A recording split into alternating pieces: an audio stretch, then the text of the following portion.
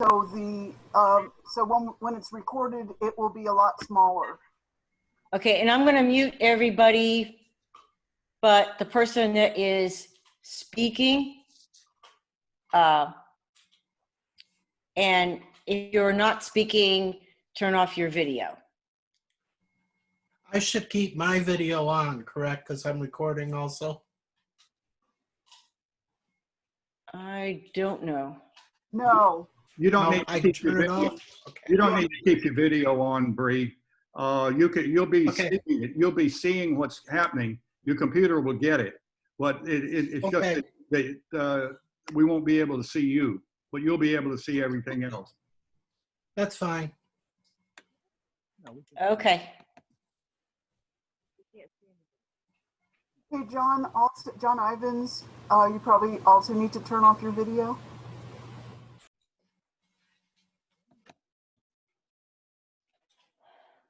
Okay, good morning. Good morning. Uh, I'm Linda Myers, and I'm going to try to be your service leader. I can't see who's here. okay, Linda, Yeah? I'm going to do the announcements first. Okay. Go. Mhm. Okay. Good morning, everyone. I just have I have one announcement and a few, I'll do the concerns after I light the chalice. The BOD, the Board of Directors, will meet tomorrow at 10:30 via Zoom, and some will be at the building with masks. If you are a member and would like to be a Zoom guest at the meeting, email Don Wright so he can send you an invitation link, or I can send you an invitation link if you email me.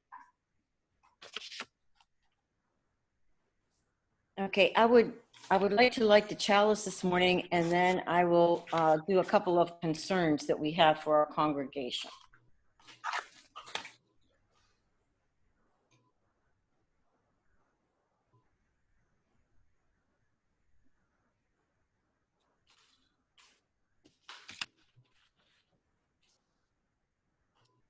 We light this chalice to celebrate the inherent worth and dignity of every person, to reaffirm the historic pledge of liberal religion to seek that justice which transcends mere legality and moves towards the resolution of true equality, and to share that love which is ultimately beyond even our cherished reason, that love which unites us.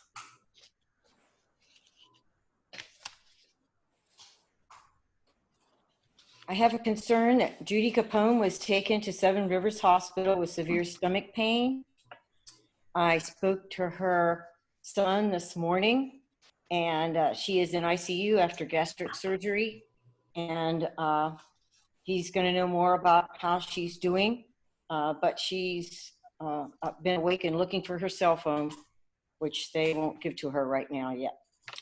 So Lynn Carroll Baker was hospitalized last week, but is now resting at home. And Santosh Kamath, one of our speakers that has spoken to us several times before, has had a double lung transplant. And he is at ICU at Shands in Gainesville. And Judy Capone is our contact. So I don't know when we'll hear about how he's doing. I'll see what I can do to find out. Also, our hearts go out to the victims of racism and of the pandemic. May the seeds of change grow to heal us as in a union of peace. And now I give you Linda Myers, our service leader. Thank you, Linda. Okay, good morning. I can't see anybody right now, but you all can hear me, I assume. Say yes? Yes, I think I'm going to mute myself now too, so. Okay. A year ago, I met a dynamic African-American super activist from the Villages area. That was Francine Julius Edwards. I asked her for her card thinking she would make a great speaker at UU sometime. I looked at her card, and what did it say? All issues are women's issues. Something I've been so immersed in myself. Months later, we were looking for a speaker for June. Excuse me, it was February. February now seems a long, long time ago, a different world. I suggested for June that maybe we learn about Juneteenth. And the Social Service Committee members didn't know what Juneteenth was, so I kind of teased them and said, well, that's the reason we need the speaker. And Jeannie Beanie, our scholar, started researching, and she agreed it would make a good talk because June 7th would be a balmy, beautiful, warm, calm summer day, and a somewhat light service would be appropriate. And maybe we would be a bit chastised because we didn't know what Juneteenth really was.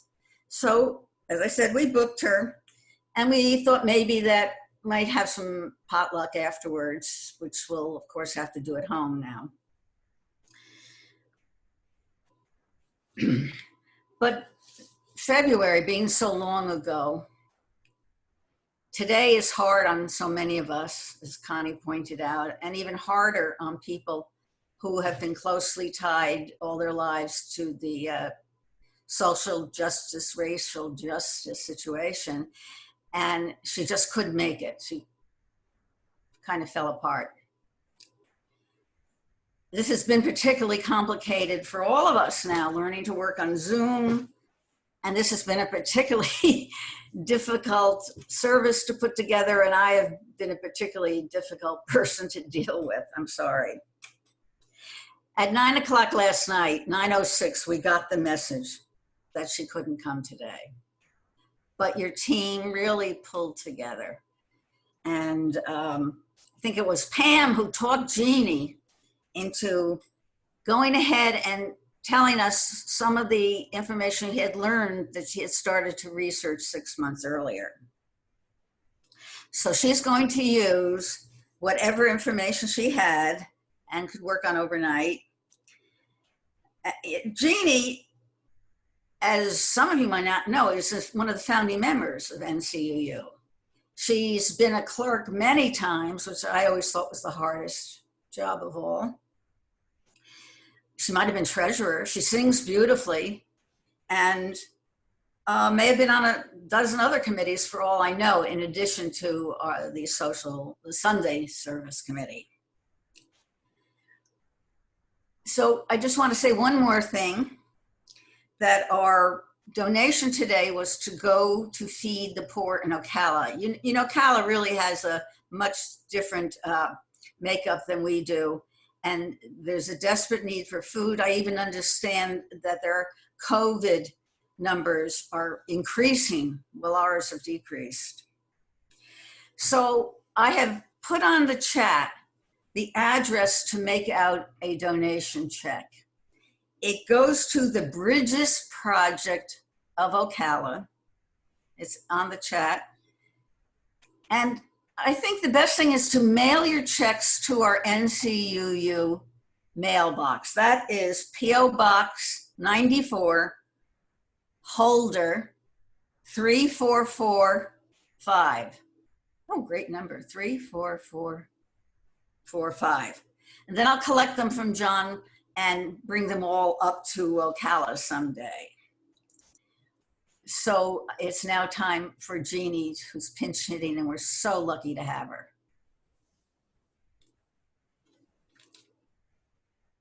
Now I have to unmute Jeannie. I got it. I unmuted. Can everybody hear me now? I unmuted. Thank you, Linda, for your glowing words.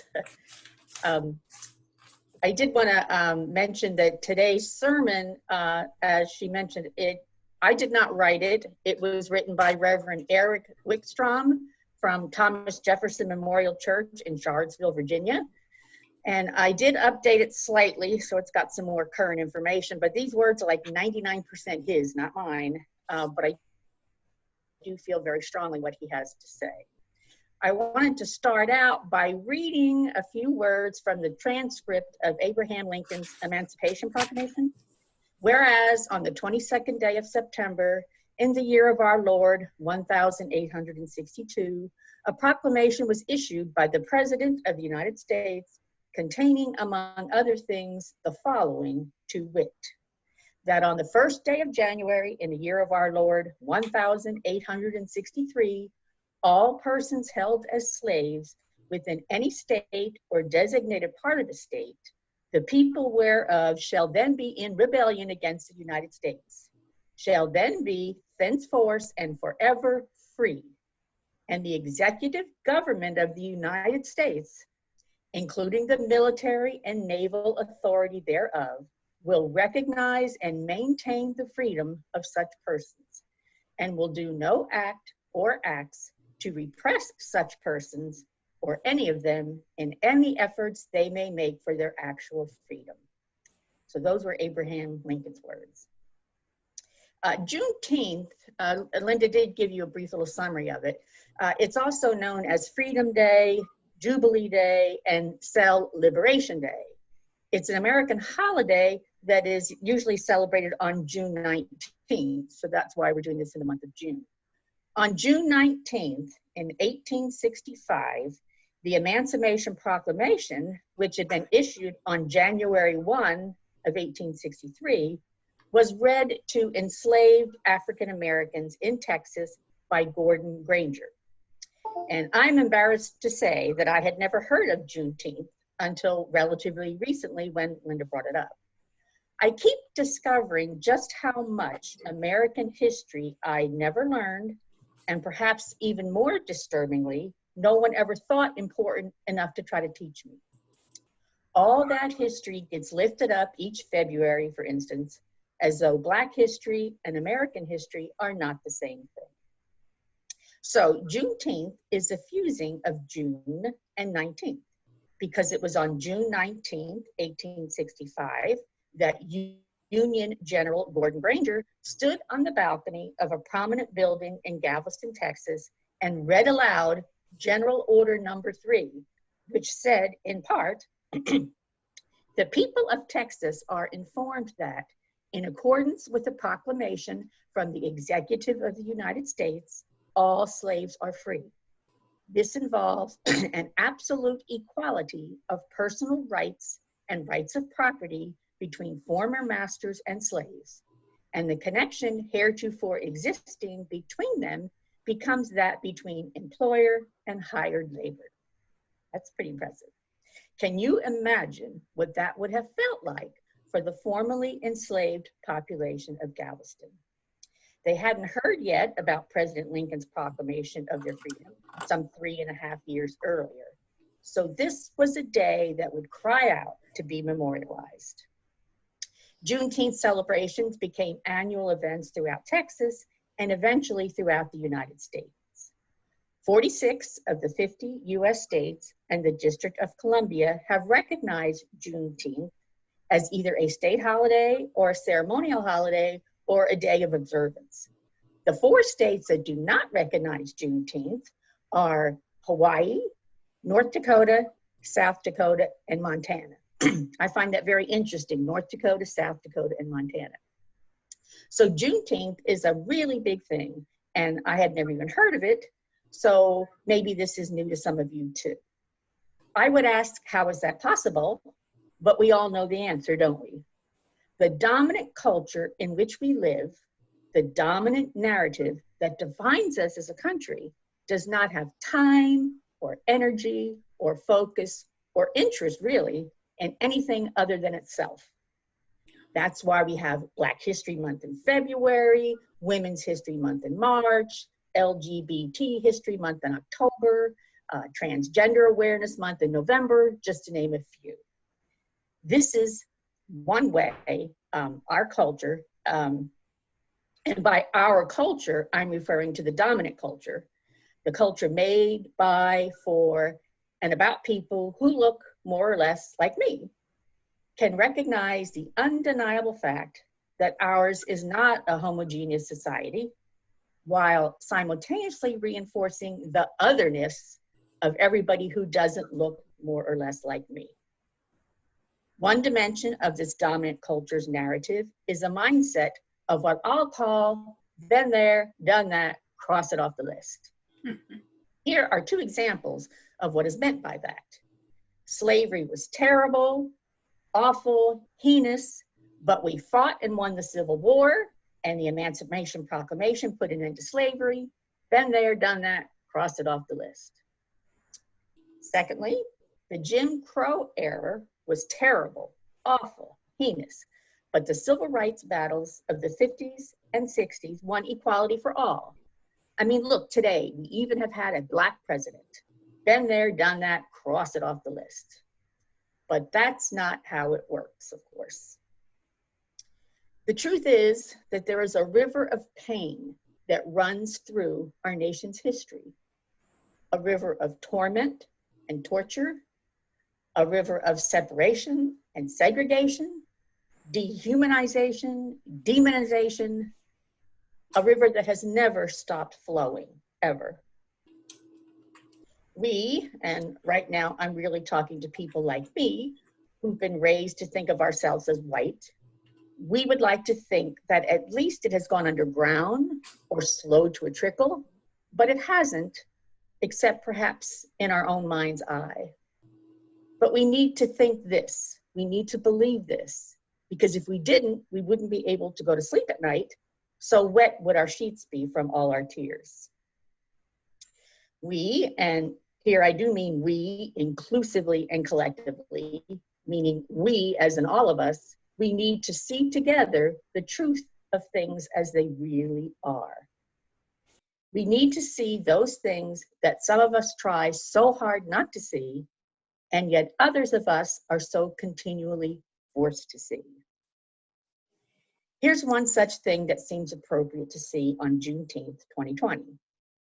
The slaves weren't freed when Lincoln declared their emancipation, nor when General Granger stood on that balcony, nor when President Johnson signed the Voting Rights Act of 1965, nor when Barack Obama was sworn in as the 44th president of the same United States in which his wife's ancestors had been enslaved and built the White House. The Reverend Dr. Pauli Murray is one of the largely unknown and unsung heroes of the struggle for African American rights and LGBT rights and women's rights. She was the first female African American Episcopal priest, the first African American to receive a Doctor of Judicial Science degree from Yale Law School, a civil rights activist fighting against both Jim Crow and what she called Jane Crow, a poet of profundity and power. She referred to herself as America's problem child. She once wrote, "I have never been able to accept what I believe to be an injustice. Perhaps it is because of this I am America's problem child and will continue to be." In many of her poems, Pauli gave voice to the experience of what other great African American poet, another great poet, Langston Hughes, called a dream deferred. This experience of the ongoing denial of the fundamental right to be seen as more than just 3/5 of a person. In the face of that, how can you keep on hoping for things to change? What hope can mean when time and time again you have seen your hopes whipped and lynched and set upon by dogs and fire hoses and denigrated and sneered at by what passes for politicians these days? Certain freedoms, yes, have been grudgingly conceded, but real freedom, the freedom to be and be seen as whole, as the individual you are, and as part of human family. The freedom to have your value and worth affirmed and celebrated. That has not yet been won, not yet wrested from the slaver's fist. Not been there, not done that yet, nothing to cross off the list. This is the still unfulfilled promise of Juneteenth, a song of hope and a world in which it can be sung by everyone, a song of faith and a people who will truly believe it. A song of kindliness and a country in which it can be lived out, and a song of hope and love without having to give up who and what we are. Hope is a song in a weary throat. When you can deny the fundamental humanity of someone, you can justify doing just about anything to them. It doesn't count if they don't count. 57 years ago, on the steps of the Lincoln Memorial, the Reverend Dr. Martin Luther King Jr.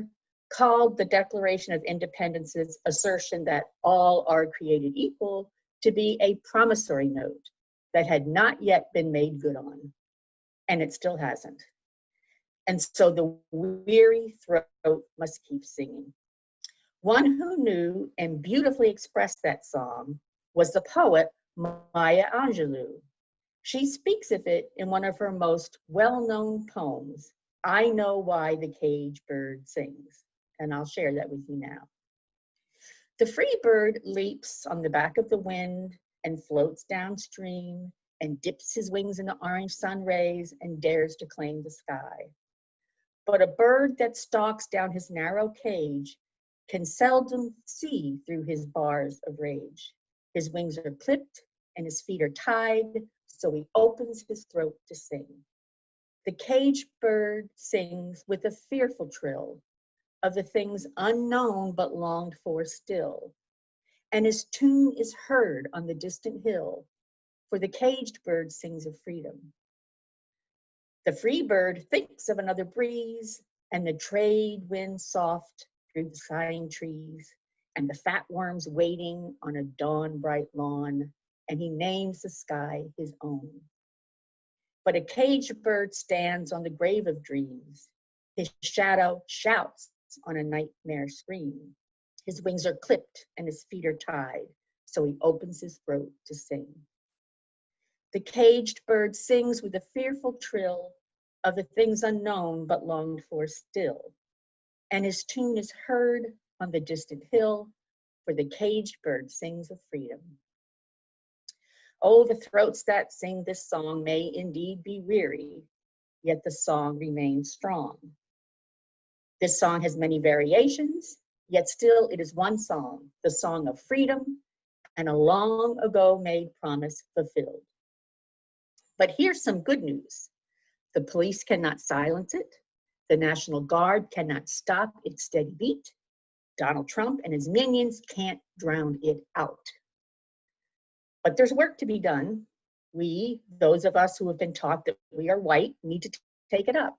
Add our voices to those who have been singing so long that their throats are weary, oh so weary, of singing this song that should never have had to be sung.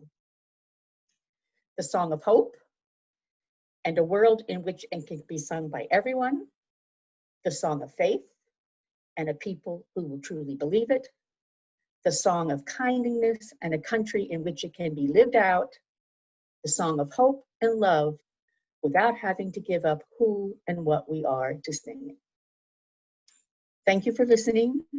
And now Don Wright would like to share some words that he has written. Thank you. John, can you wait with your question? Okay, John's had his hand up the whole time. Yes, I can. I can wait. Okay, thank you. Gentle correction. I love that poem, Jeannie. Thank you very much for doing that today. Linda and Pam asked me to read a letter. I sent this letter to the Citrus County Chronicle on Friday, and at the time I copied the Social Justice Committee, and they asked, a couple of you asked me to read it, so I'll do that now. Like the majority of Americans, my wife and I were deeply appalled by the egregious murder of George Floyd by police officers. Events like this are now common and widespread throughout our country and have been since the Reconstruction era following the Civil War. George Floyd's death may well have been the tipping point that will lead to long overdue police reforms to reduce systemic brutality against African Americans. I sincerely hope so. But regrettably, police brutality is only the visible tip of a vastly more pervasive and hurtful culture of racial injustice, much of which is quietly sanctioned by our leaders and silent citizens. I strongly encourage all who have the wherewithal to do so to visit the Museum of African American History and Culture in Washington, D.C. The enlightening experience will leave all caring humans with a profound and enduring sense of empathy. Today, we see inequality on multiple fronts. A disproportionate number of Black people are being infected and killed by COVID-19. Many others are out of work. The income disparity between whites and Blacks is extreme, and there are fewer viable opportunities for Blacks in most fields of employment. A majority of those who are most vulnerable to the effects of climate change and sea level rise are Blacks, Hispanics, or poor whites. Racism is thinly veiled or even openly exhibited throughout the country. Here on the Nature Coast and in most southern states, the Confederate flag, a symbol of white supremacy, is displayed from flagpoles and on pickup trucks, even though such needless displays are distressing to African Americans and other minorities. American culture must change. We must learn to celebrate, not resist, diversity. Truly civilized and great nations are not defined by wealth or military might, but by love, compassion, reason, and diversity. Hopefully, a brighter future may be on the horizon. I have seen the televised demonstrations for George Floyd that have been taking place around the country. Aside from several unfortunate episodes of violence, looting, and burning, the majority of the demonstrations have been peaceful and disciplined. What I have found most encouraging has been the racial diversity and relative youth of the demonstrators. Those multiracial young people represent the future of our country. Groups of whites, Blacks, Asians, Hispanics, and Native Americans are marching and standing together on the side of love. Maybe a renaissance is coming. Okay. That's all. Thank you.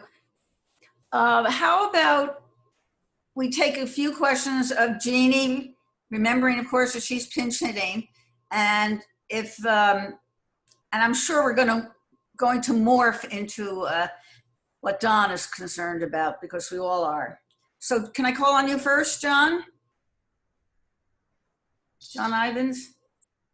Oh. Can you unmute? I don't. Yeah, can you hear me now? Yes, go. It caught me by surprise. I didn't have a question ready. Oh, I'm sorry. I thought your hand had been up the whole time. No, not deliberately anyway. Unless, But thank you. No, that was me. oh, sorry. Other John, good. It's John Comer. I just wanted to point out that June is the month for LGBTQ awareness, because that's when the Stonewall riots happened, was in June. So we kind of, I don't want to say claim that month, but that is what we do. That's when we have our pride marches and everything like that. It's not later in the year. Good point, because we're facing discrimination against all minorities. That's right. That was it. Okay, and I'll see if I see any hands. I don't see any hands. Nothing in the participant room. I have a question. I can't raise my hand, so Oh, okay, go ahead, please. I'll just have to blurt in. Again, with your checks to the Bridges project, I just want to be clear for people, who do they make it out to? I know they send it Yeah, that's how you make it out. to the Bridges. Yes, let's see. It's on your chat. The Bridges, oh, I misspelled project. The Bridges Project of Ocala. Of Ocala. Okay, and that's. Does everybody know how to look in their chat from the bottom? I think so, but I don't know for sure. I know Amy sent out a tutorial, but you go to the middle of the bottom of your screen. Somebody's dog's noisier, they're as noisy as ours. And you go to the middle where it says chat, and you can go to participants, and you'll see in the bottom who is chatting.